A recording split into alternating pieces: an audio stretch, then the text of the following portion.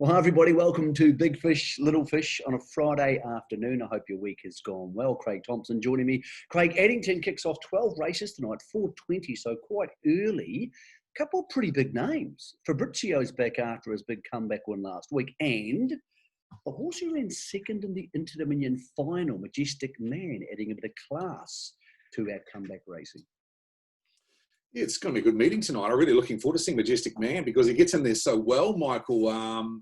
Open class trotter, probably 20 rating points higher than anything in the field. We know his gate speed. We saw that in the Dominion heat crossing them from out wide at Alexandra Park over 1700. So I think if he's forward enough, Michael, and that'll be the key to him. He's had one trial. It was a standing start trial, and he started off 30. Tonight he reverts back to the mobile. It looks his race. Matuatana, you can never catch him, but the best version of him will be right in it tonight. And we saw that last week. Good to see him back on track. The Hopes team really going well. That's that benefit of having that beach training up and going early. And, of course, a couple of trials under his belt as well. But manners are the key with him. But, yeah, for me... I thought, just to interrupt you there, I thought with Majestic Man, because he's so fast off the gate and Matuatana can't be fast off the gate, Majestic Man might settle sort of 8 lengths in front of him by the time they all get into their positions. And if that's the case, then Matuatana's probably going to sit parked outside him to beat him. Now, we know he's pretty good, big fella, but, gee, that's a big ask about a horse who ran second, not only in the Inter-Dominion final, of course, but, of course, in the national trot. And that was at his last start too, Michael. To be fair, I think the bookmakers are giving you a really nice price. When I looked at the markets looked at the fields on Tuesday, I marked him about 150. Now, he's 180. That's 15% more than what I thought he'd pay. And if he stayed at that weight, 180 coming to tote time, I think he's a really nice bet because, like you, he maps to lead this race. I see no reason why they wouldn't go forward because they've got basically C3, C4 trotters inside him. He's an open class horse. He's a Group 1 horse.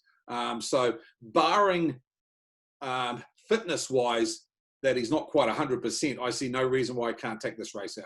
What about Fabrizio? Because I thought he was really good last week. I think the trip to Auckland helped him grow up a touch, and he looked like a proper racehorse last week. And to be honest, I think he's probably got about 3 or 4 more wins in him without even needing to improve. Totally agree. You look at the race last week, Michael. Carlos Bromack, I thought, had his chance to beat him and he couldn't do it.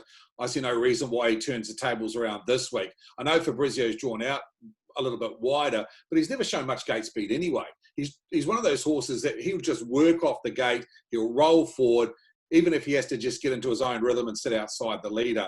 I think just going forward, he looks to have a couple of lengths on this field. So, again, he's 180. I think it's okay. I mean, those 2 legs of a multi, not badly priced, Michael, and there's others on the day, and we'll talk about one that I'm very keen on that's just over the double figure odds, 2-1 odds. I think we can multi up, and I reckon a 3-leg multi is serious play today.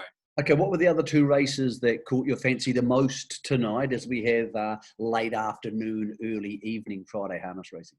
Well, I thought those 2 you talked about, very keen on a horse called Percy that goes around in race number 6. Now, he was unlucky last week. They really come from, Michael, from the second row. And he was halved his quota during the day.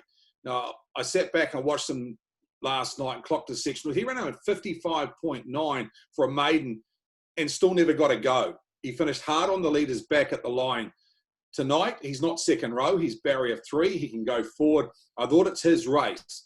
Really keen on him. The bookmakers opened 280. That's gone last night. He's 240 as we speak Friday morning. I think he's a great bet. And the only danger I thought in the race was Cracker Smile, a horse that I thought trialled really well for Ken Barron last week, but hindered by a second row draw. I made Percy one of the best bets of the night. So if you're thinking Majestic Man can win at $1.80, Fabrizio at 180 and Percy at 240, it does give you a handy multi to play during the night. Thanks, Craig. Good punting tonight on a Friday night at Addington. We'll be back tomorrow to preview Invercargill and, of course, Addington's second go for the week on Sunday.